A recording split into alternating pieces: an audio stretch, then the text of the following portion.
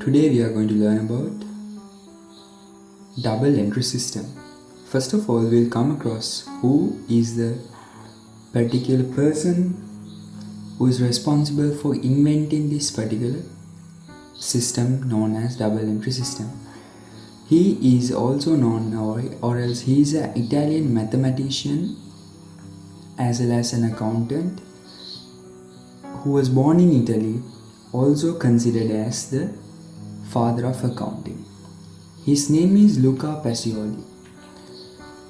He is the person who published the first ever book in accounting or related to accounting in 1494. As well as he is the person who published the second book related to this particular concept we are going to learn today, double entry system.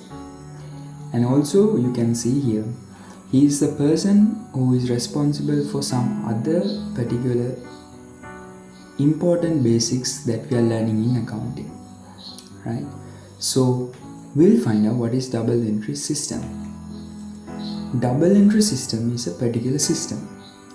This is developed in order to record the dual impact of a transaction in two different accounts with the same amount as debit and credit.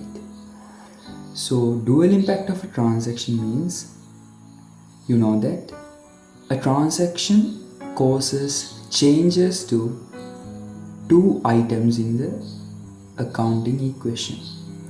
So you are bringing it here and you are recording it in two different accounts with the same amount as debit and credit. So to do so, we need to learn the principle known as double entry principle. The reason behind evolving of double entry system is the lack of recording or the inability of recording transactions in accounting equation in large numbers. Therefore, only this concept known as double entry system evolved. So double entry system is basically